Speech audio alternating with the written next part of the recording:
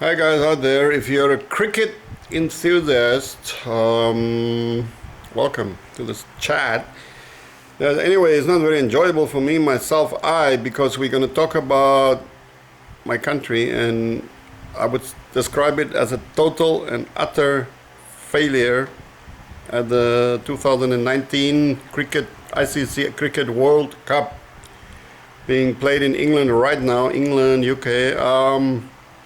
The more pertinent question is, why did South Africa fail so miserably? I mean, really miserably, unbelievably. I mean, it's beyond comprehension, actually, But actually now, looking back in retrospect, is considered to be a perfect science, because looking back we can always see exactly what went wrong and where it went wrong and why it went wrong, right? Yeah. So we're all perfect. We're all experts looking back. Even me, when it comes to cricket, I would say I'm an expert looking back in retrospect. Now let's see if we can analyze what the hell went wrong and why it went wrong and how it went wrong for my country, poor South Africa. So first little question we should answer quickly is the South African team that bad? Is it just a bad team? Or was it any other, first question, is it a bad team? I think you guys will agree with me that South African team, if you had to predict before the tournament, I think many people from around the world would have said, well, this team has a fair shot. In a run up in the last couple of years, South African team did really well. We beat everybody, India, Australia. We had one hiccup against Sri Lanka. Now there the red lights should have flashed just a tiny little bit, but everybody said, okay, that was an anomaly, right? It was just a one-off. And Sri Lanka did play really well, and I mean, recently they beat England. So okay, anything is possible, especially in a one-day game. But they beat us over 5 days, sorry. So that was really not good. Now, so what was the main reason? Why did South Africa do so pathetically, badly, poorly? Why did they just collapse in a heap?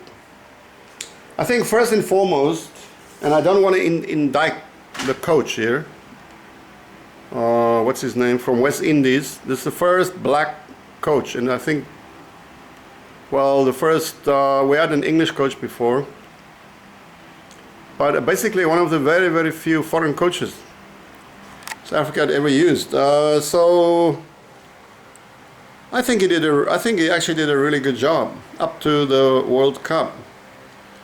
He brought the time-tested and honored West Indian tradition of fast bowling.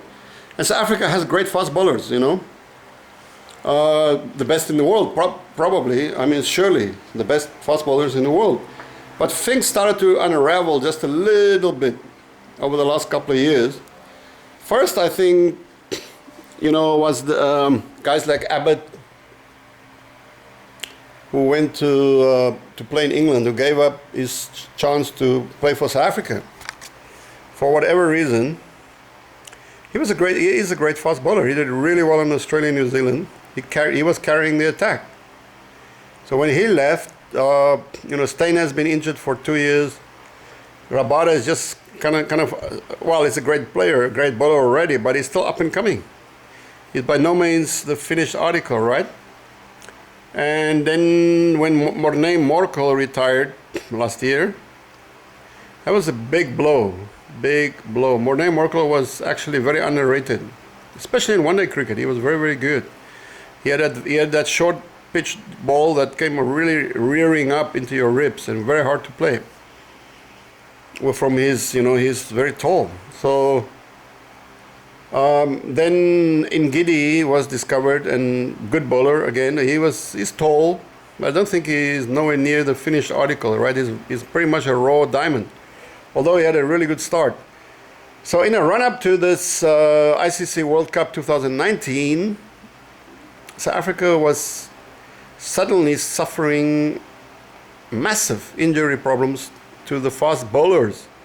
Now remember, the fast bowlers is what the whole strategy of South Africa was built upon. The 4 fast bowlers, like West Indian style. We're going to blow the opposition out of the park, which is in theory is good, but like I said, the problem is when your fast bowlers are jumping ship, retiring, and getting injured, suddenly there's a huge dearth of talent there. And then, okay, now I'm going to lay the blame for the South Africa's failure.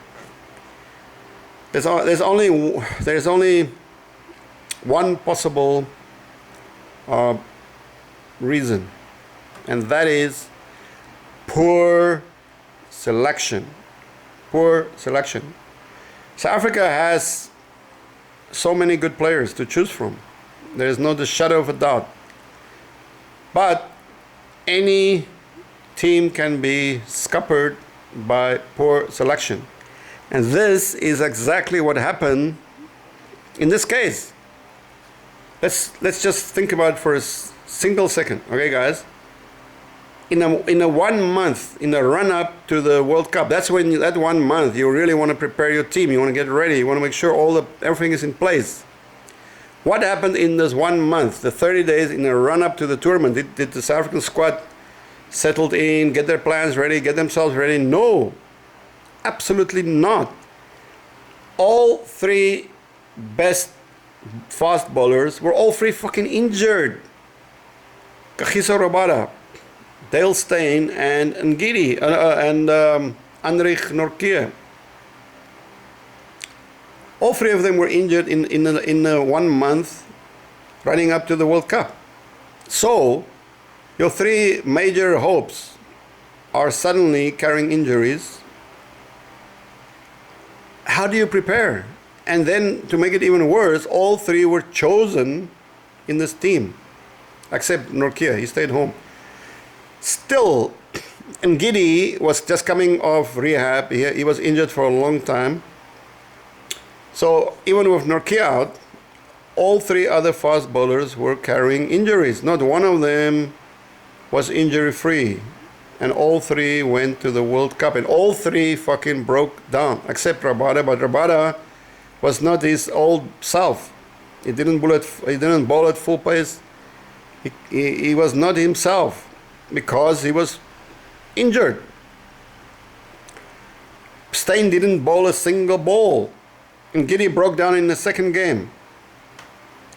So guys, come on, if more than half, if 60 or 70% of your bowling attack is decimated before the game, the first game he was even played, how the hell do you have a snowball's hope in hell to have any chance in a tournament as competitive as this one? This is the most competitive tournament ever. Ever. All the teams had hopes, or still many of them still have a hope, except for South Africa and Afghanistan. Out. And I think pretty much West Indies. And the West Indies, for me, that's also a big shock that they're dropping out. They have a very talented team. So I haven't really followed what went wrong with them. But obviously Afghanistan didn't really have a real hope. This is their first tournament. I think they did very well so far.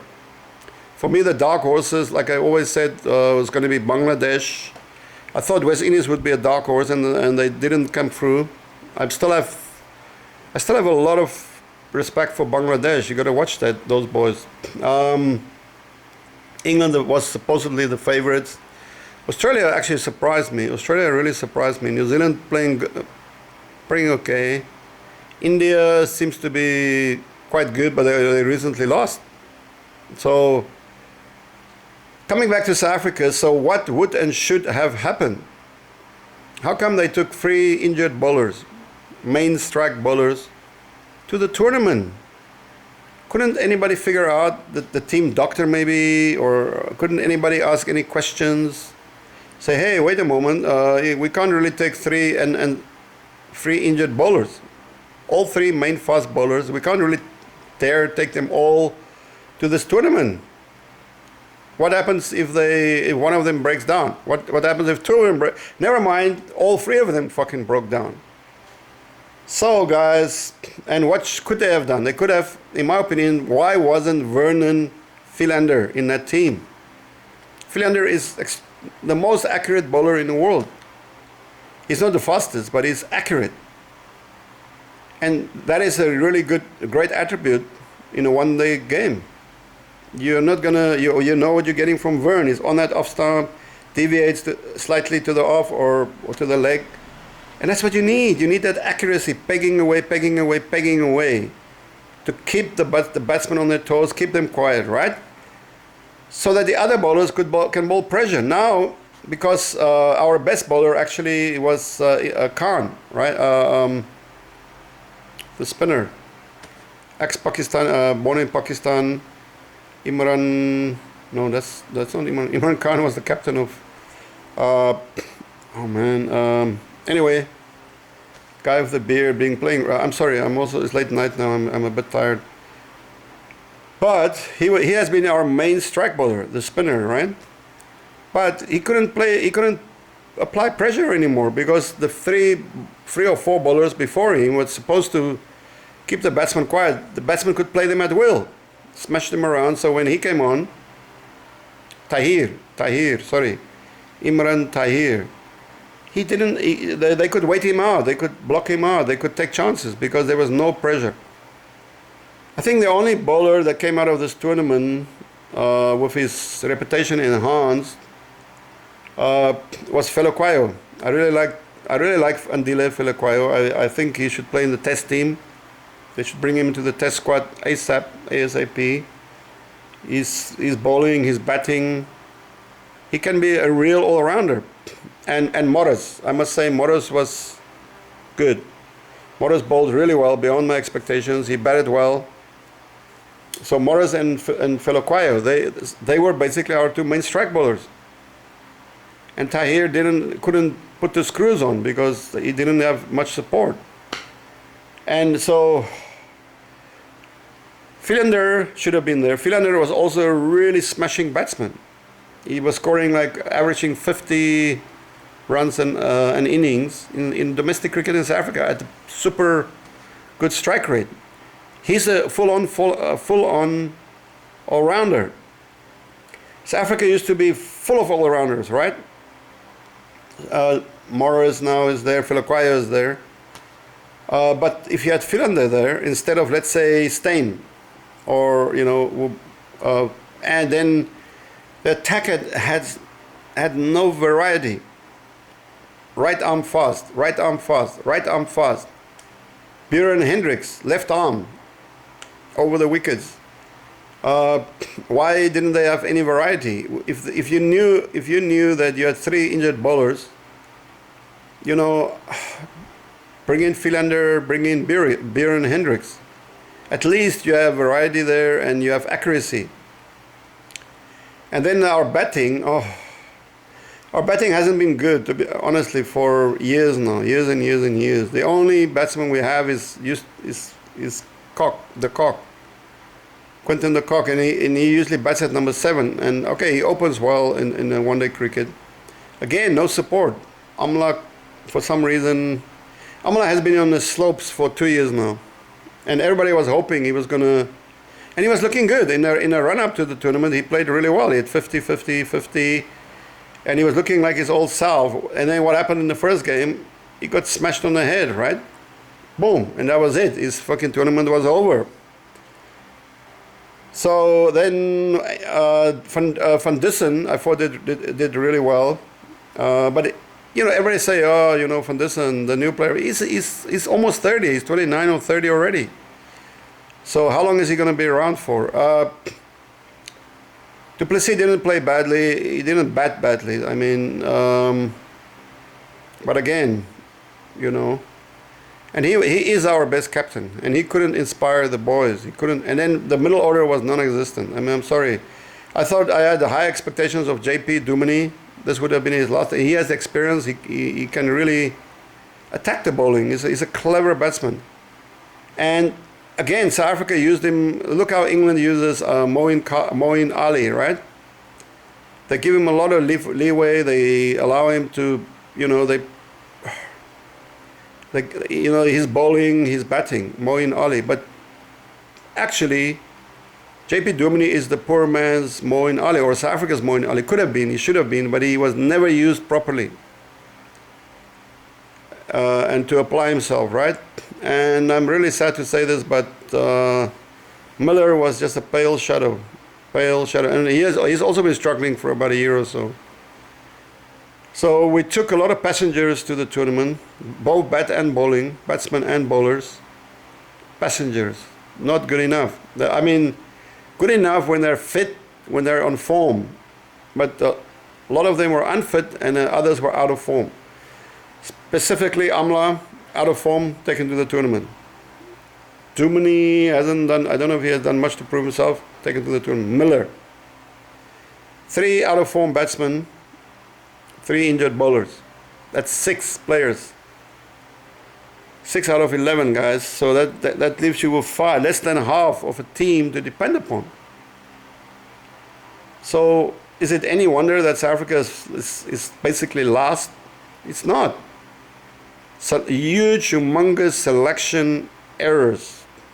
Huge, humongous selection errors. Very sad. Well, this team will have to go through some major changes in the next year or so. I'm sad to say that Amla is basically gone. Steyn will have to do something really drastic. He's not been good since his return from injury. I would still let them play one more series, Steyn and Amla, to give them a send-off. They've been really great players in their time. Give them at least a send-off, right?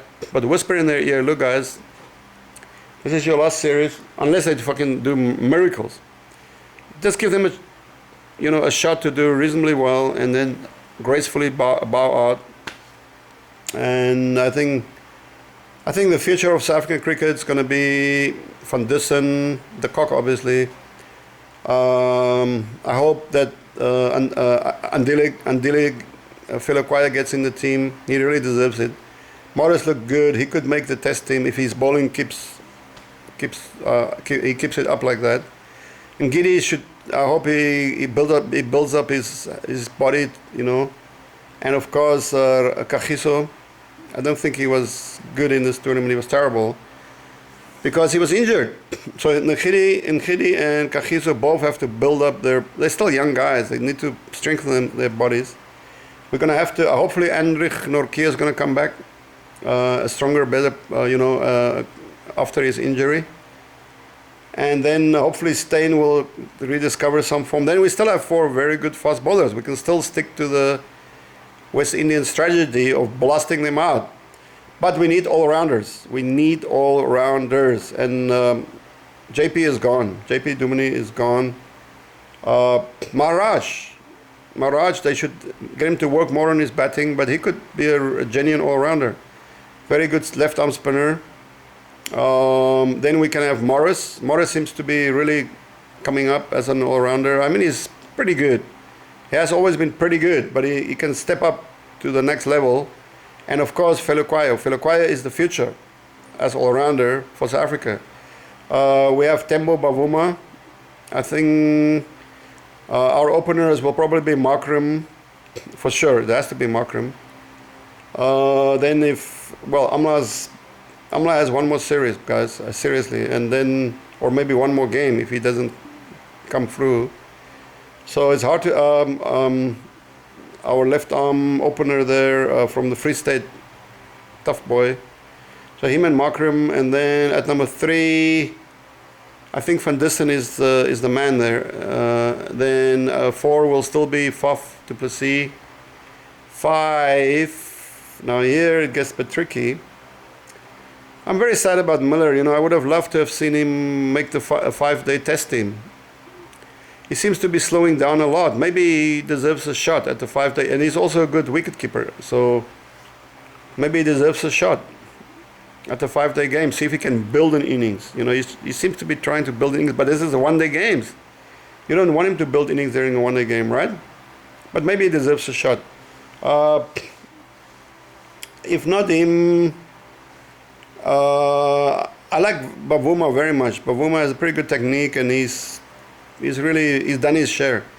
Bavuma could be 5, he could be 6 if Miller is at 5.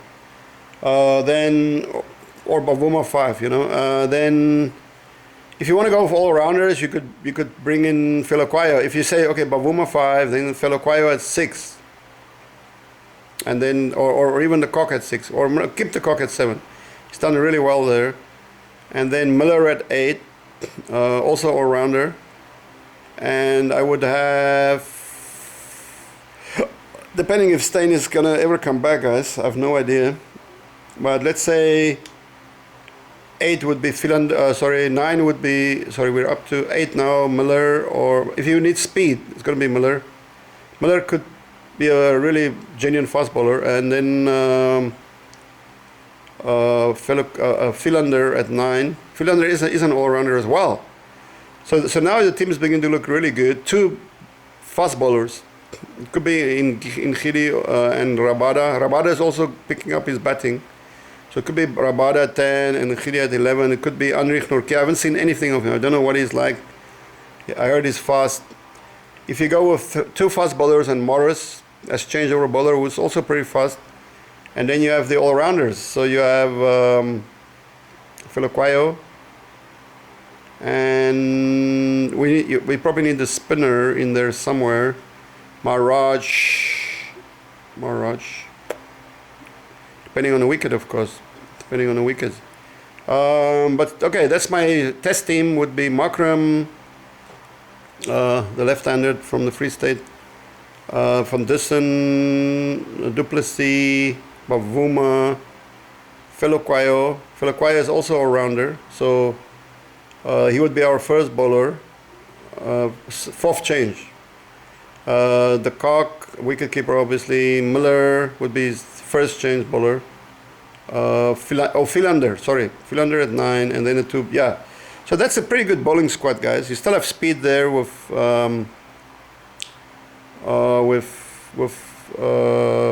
Nkhidi or Rabada, and then no, you want to open with Philander. Yes, Philander is accurate, and then Kagiso Rabada, then Nkhidi is the first changeover, and Morris is the second changeover, and then you have Felokwayo as a backup. If you need a spinner, you could drop either Morris or Felokwayo, or one of the fast bowlers. So that's a pretty balanced team, right? I think that's a good team, test team. Not far away from the one-day team as well. Not far away. Little tweak here and there. So that's the future of South African cricket, guys. It was a horrendous showing. 6 players out of form or injured. They never had a hope in hell. Let me know if you guys agree with me. And I wish Bangladesh will do really well in this cup. I really wish they would win. My team I'm going to back is Bangladesh. Okay, guys. Thank you. And we talk more. Let me know what you think. Bye.